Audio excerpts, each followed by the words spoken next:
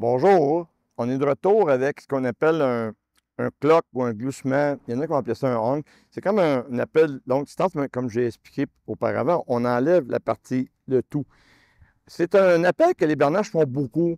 Si vous écoutez des bernaches au chant, c'est 60-70% des sons qu'on va entendre, c'est des gloussements, des clocks de différents niveaux.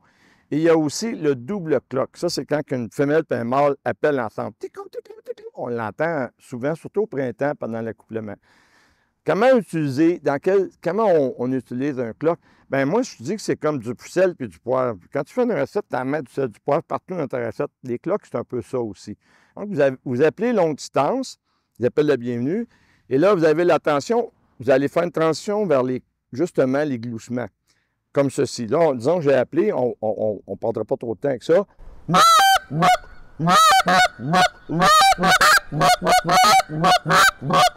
voyez que je fais varier la pression de retour pour imiter plusieurs oiseaux et j'enlève et je mets ma gorge. C'est ça qu'il faut que vous fassiez. Il faut que vous imitiez des oiseaux. Moi, mes bernaches chez nous, quand ils voient un voilier passer, ils commencent à les appeler. Quand le voilier est intéressé, tout le monde jacasse, tout le monde est content. C'est ça qu'il faut que vous imitiez. Exactement. Je vais le refaire.